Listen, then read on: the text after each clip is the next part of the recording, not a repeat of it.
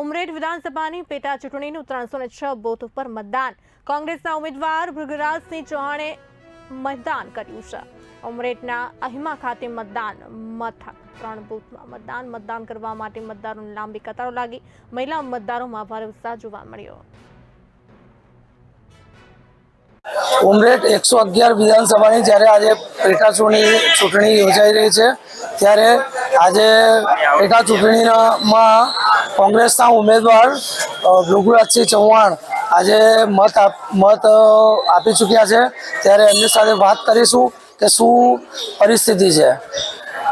જી sir, આજે ઉમરેઠ વિધાનસભાની પેટા ચૂંટણીમાં મેં પોતાના માટે મતદાન કર્યું છે અને પ્રજાજનો આ વખતે નિર્ધાર કરીને બેઠા છે કે પેટા ચૂંટણીમાં કોંગ્રેસના ઉમેદવાર તરીકે મને પ્રચંડ જનસમર્થન આપ્યું છે અને મારા તરફથી મતદાન કરવાના છે અને ગામે ગામ ઉત્સાહનો માહોલ જોવા મળી રહ્યો છે અને આ વખત નિશ્ચિત હું કોંગ્રેસના ઉમેદવાર તરીકે જીત નિશ્ચિત મારી થઈ ચૂકી છે.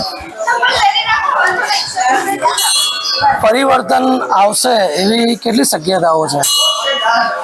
સમગ્ર ગુજરાતની અંદર જન આક્રોશ યાત્રા અમારા પ્રદેશ પ્રમુખ આદરણીય અમિતભાઈ ચાવડા દ્વારા નીકળવામાં આવી અને એ યાત્રામાં પ્રજાનો જન આક્રોશ ભભૂકી ઉઠ્યો છે. પ્રજા તમામ ક્ષેત્રે ત્રસ્ત છે. મોંઘવારી હોય, બેરોજગારી હોય, ખેડૂતોના પ્રશ્નો હોય કે વિદ્યાર્થીઓના પ્રશ્નો હોય, તમામ ક્ષેત્રે સરકાર નિષ્ફળ છે અને આ વખતે પ્રજાએ મન બનાવ્યું છે કે પરિવર્તન લાવશે અને ચોક્કસ આ વખતે કોંગ્રેસના ઉમેદવાર તરીકે મને જીતાડશે અને આનો પરિવર્તનનો શંખનાદ ફૂંકાશે અને 2027માં નિશ્ચિત કોંગ્રેસની સરકાર ગુજરાતમાં બનશે. વિધાનસભામાં બહુમતી છે ભાજપની અને આ સીટના જીતવા કે હારવાથી કંઈ ફેર પડવાનો નથી, તો એ વિશે શું કહેશો? આ પેટા ચૂંટણીમાં Bharatiya Janata party N can પ્રકારે જીતવા માટે ફાંફા મારી રહ્યા છે.